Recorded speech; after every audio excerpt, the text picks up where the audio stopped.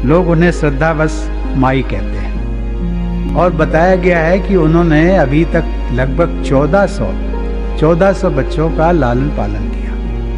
अब वो न किसी की बेटी है, ना किसी की पत्नी है, ना किसी की बहन है। तो कोई मेरे को पूछे कि तेरे को भूख है क्या, खाना है क्या, चलो घर लेके चलते मैं, मगर किसी ने बोला नहीं रे।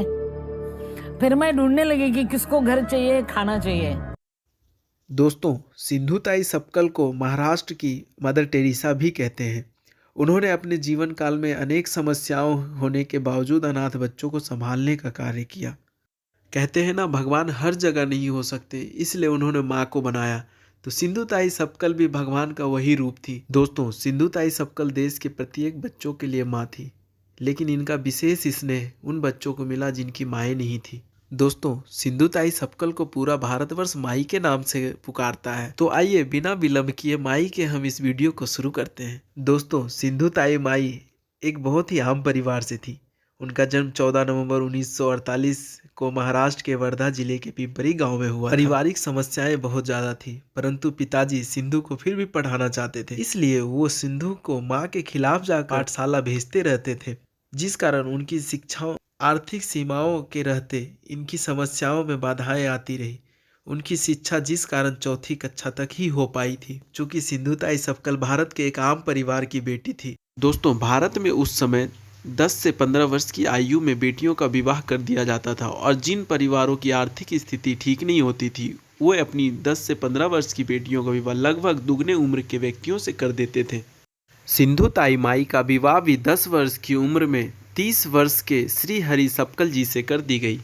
विवाह के पश्चात भी सिंधु माई अन्याय के प्रति अपनी आवाज उठाते रही, जिस कारण पति ने घर से निकाल दिया। वहां से वो अपनी माँ के घर गए, जहां उन्होंने उन्हें रखने से इनकार कर दिया।